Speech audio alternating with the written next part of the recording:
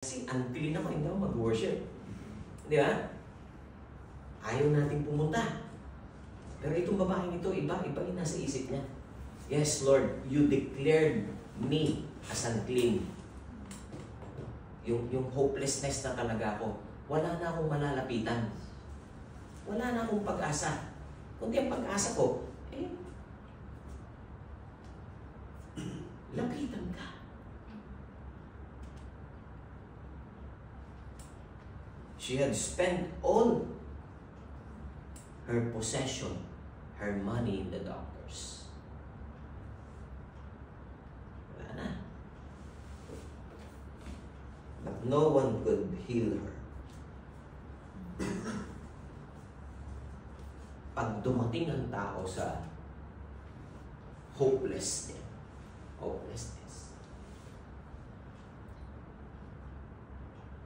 yung wala ka na talagang matatakbuhan, wala ka na masasabihan.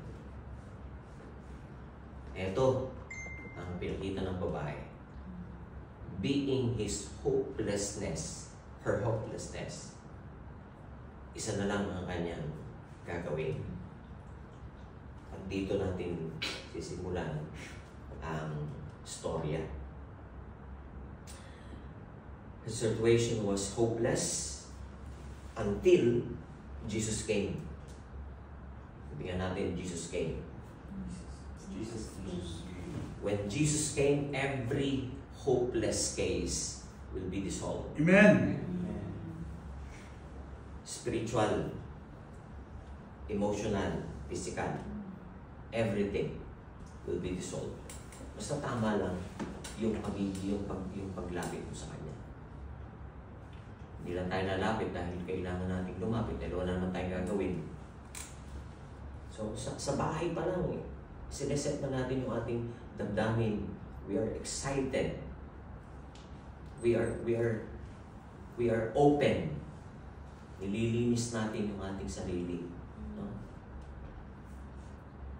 Before the service start,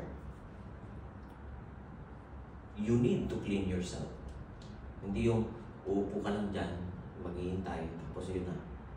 Kung may assignment gawin mo. Yung talagang nasa puso ng babaeng ito, yung hopelessness niya, ilalapit niya sa Panginoon. At ang ganda nga ng ginawa niya eh. No? Nung unang panahon, nung kanyang karanasan, maraming tao, mga unclean, unworthy, and yung beyond help. Wala talagang tumutulong.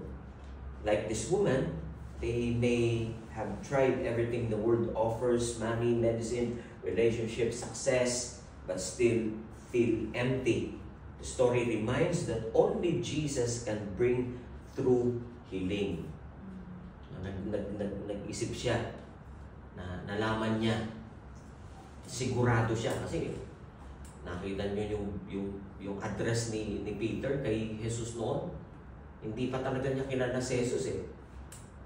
Si Peter mismo, sabi niya, guru. Diba? Ganun yung address. Rabbi. Diba? Hindi niya pa tinatawag ng Panginoon. Ang daming tao humihipo sa inyo. Pero dito tayo magugulat sa ginawa ng babae.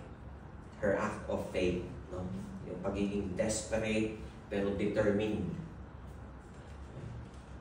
Desperado na talaga eh. Kaya minsan, maganda rin yung pagiging desperado natin minsan. Nadidesperado tayo. Marami siguro, mag-iisip kayo, yung dati mong kasama, wala ngayon, tapos yung buhay mo, yan. Yung dati masaya, dati masigla, biglang nawala. No? Dati meron ka, biglang nawala. No? Yun, madidesperado talaga. No? Madadala mo yung sarili mo sa hopelessness. But, ito naman, if you are despair, don't stop to being determined. No? Desperado, pero determined. Ito yung ginawa ng babae. How he act her faith to Jesus.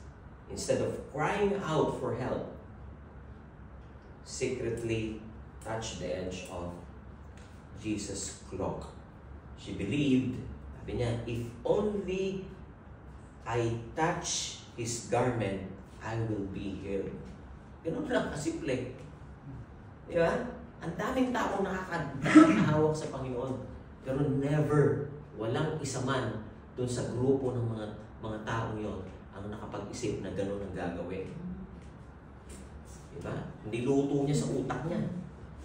Bago pa niya i-meet ang Panginoon. Actually, wala nga pagkakataon na i-meet niya. Pero napatigil si Jesus. Naramdaman niya. Merong humipo sa akin.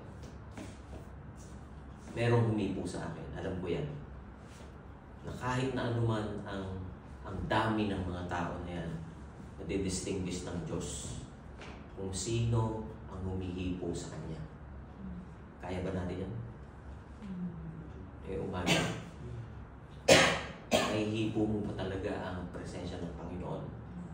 May hipo mo ba ang laylayan ng presensya ng Panginoon? We can do that. Sabi dyan, sa Matthew 9:21, the moment she touched Jesus, her bleeding stopped instantly. Her bleeding stopped instantly. Kung ano man yung mga bleeding moment mo, I know, if you really encounter the Lord Jesus, it will stop. No doubt. It will really stop. Her faith was simple but bold.